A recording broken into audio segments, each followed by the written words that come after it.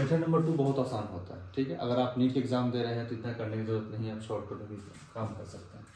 Linear momentum का dimension निकालना है, ठीक है। किसके टर्म में निकालना है? फोर्स के टर्म में निकालना है, लेंथ के टर्म में निकालना है और टाइम के टर्म में निकालना है।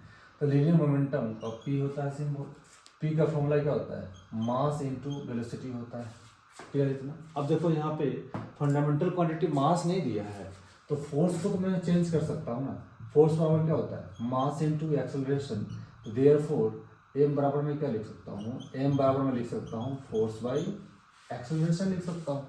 जहाँ भी मास आएगा, ठीक है, वहाँ मैं क्या लिख लूँगा? फोर्स बाई एक्सेलरेशन कर लूँगा। तो यहाँ पे हो जाएगा फोर्स बाई एक्सेलरेशन लिख लेंगे, एक्सेलरेशन लिख लेंगे इनटू वी। वी क्या है? वेलोसिटी। अब देखो वेलोसिटी का डायमेंशन क्या होता है? LT power -1।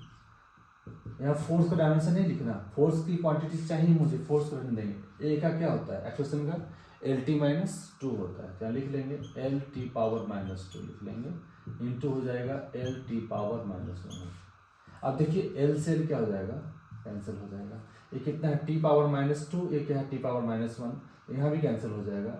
एक T पावर 1 से एक वाला 1 कट जाएगा, -1 बचेगा। ये हो जाएगा F इंटू नीचे में क्या है? T पावर -1, ऊपर जाके क्या हो जाएगा? T पावर 1, यानी F T पावर 1। देखो आया क्या answer? F power 1 T power 1, ठीक है। आप इसको ऐसे भी लिख सकते हो, F power 1 L power 0 T power 1। दोनों का डायमेंशन क्या आ गया? सेम आ गया। आया क्या सेम? देख लीजिए, दोनों मेथड ठीक है, आप ऐसे भी कर सकते हैं। नोट कर लीजिए इसको।